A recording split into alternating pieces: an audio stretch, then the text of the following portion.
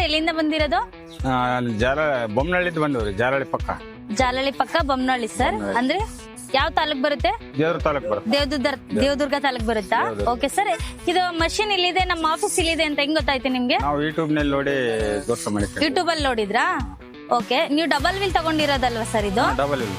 ಏನ್ ಬೆಳೆ ಹಾಕಿದ್ದೀರಾ ಸರ್? ಹತ್ತಿ ಬೆಳೆ ರೀ. ಹತ್ತಿ ಬೆಳೆ ಅಂದ್ರೆ 2 ರಿಂದ 3 ಫೀಟ್ ಅಲ್ಲಿ ಏನೇ ಬೆಳೆ ಹಾಕಿದ್ರೆ ಎಲ್ಲ ಬೆಳೆಗೆ ಹೊಡಿಬೇಕಂತ ತಗೊಂಡಿರೋದು. ಹೌದಾ? Okay sir. ಇಲ್ಲಿ ಟ್ರಯಲ್ ಹೊಡೆದ್ ನೋಡಿದ್ರಲ್ಲ, ಯಾವ ತರ ಇದೆ? ಚೆನ್ನಾಗಿದೆನಾ? ನಮಗ್ ತುಂಬಾ ಅನುಕೂಲ ಆಗುತ್ತಂತ ಚೆನ್ನಾಗಿ ಕಾಣಿಸ್ತ್ರಿ. ಹೌದಾ? ಅನುಕೂಲ ಇದಾನೆ ನಿಮ್ ಬೆಳೆಗಿದು? ಹತ್ತಿ ಬೆಳೆಗೆ ಎತ್ತರ್ಲಿಕ್ಕೆ ನಡೀತದಂತ ಒಂದು ಅನುಕೂಲ ಆಗ್ತದೆ. ಹೌದಾ? Okay sir.